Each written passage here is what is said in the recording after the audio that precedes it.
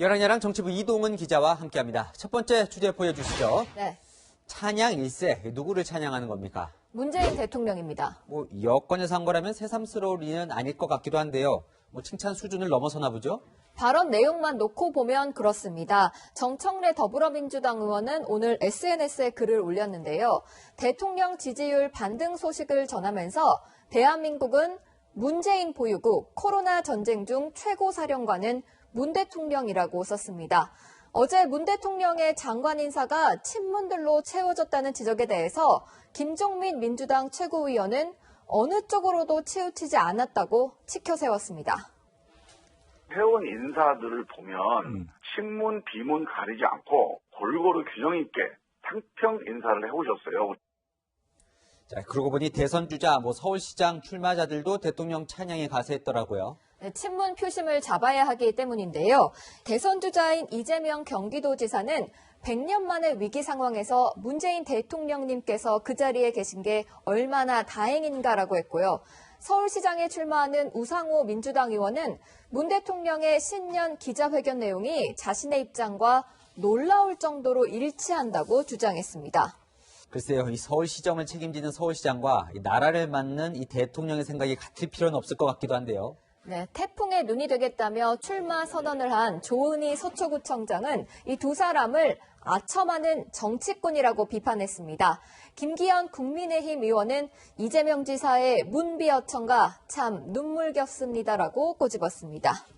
박근혜 대통령 때는 비박이라도 있었는데 지금은 비문 세력이라고 이렇게 불리는 세력이 있는지도 모르겠어요. 네, 그 시절의 민주당은 박비어천가만을 들으려고 할 것이 아니라 야당과 비박 의원들의 쓴소리도 경청하셔야 한다는 논평을 낸 적이 있습니다. 지금 문 대통령과 민주당에 그대로 적용되는 조언 같습니다. 네, 다음 주제 보겠습니다. 네. 연애 수당 드립니다. 네. 허경영 국가혁명당 대표가 나온 걸 보니까 네. 선거가 다가오긴 했나 봅니다. 네, 이번 서울시장 보궐선거에도 출마하면서 파격적인 공약을 내걸었는데요. 결혼을 장려하겠다면서 미혼자에게는 연애수당을 월 20만 원, 결혼하면 1억 원을 약속했고요. 통일부와 여성부를 없애고 결혼부를 신설해 국가가 결혼을 지원하겠다고 했습니다. 연애하면은 매월 20만 원, 출산하면은 5천만 원, 결혼하면은 3억이야. 이걸 준다 이 말이야. 결혼자금 1억, 주택자금 2억, 무이자니까. 서울시장이 아니라 대통령도 하기 힘든 일 같은데요. 네, 공약을 하긴 했지만 구체적인 재원 마련 방안은 설명하지 않았습니다. 현실성이 적다는 걸 알면서도 이렇게 계속 공약이 관심을 끄는 것도 이 허 대표의 재주예요. 네, 2012년 대선에 나오면서 출산수당 3천만 원, 노인에게 건국수당 70만 원을 약속했습니다. 출산수당과 노인수당은 어느 정도 실현이 됐죠.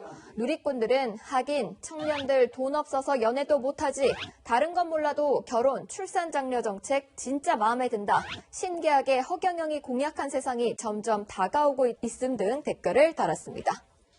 팍팍한 현실이 반영된 것 같네요.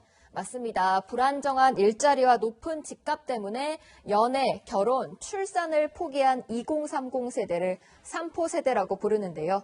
이런 상황에서 허경영 대표의 공약과 여기에 쏠리는 관심은 웃기면서 슬픈 우픈 현실을 보여주는 것 같습니다.